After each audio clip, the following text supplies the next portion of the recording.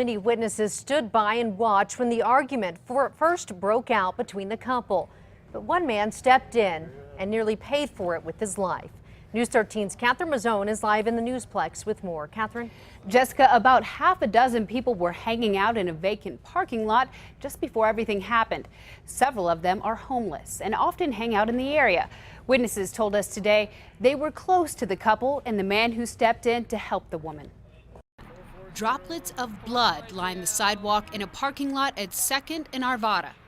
It paints a painful picture of a disagreement that ended in violence.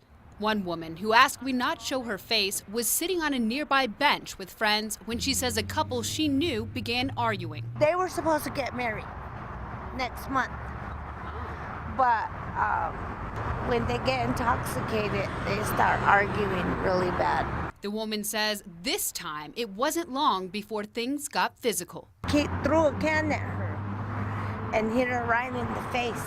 That's when the woman says one of her friends stepped in. He tried to help her because he saw her get knocked down. Worried the fight might escalate, the woman says she left with one of her friends. She was right. Soon after the man intervened to protect the woman, he was attacked. I knew him because he was a good friend of ours. We camp down the street over here, and he used to camp by us. But he never bothered us. He never bothered anybody, and he was a nice guy. Police say the stabbing victim is stable in the hospital. Witnesses say the stabbing victim was not the only one to intervene. They say several of the couple's friends tried to break up the argument early on and thought things had calmed down before the man was stabbed. Jessica, back to you. All right, thank you, Catherine.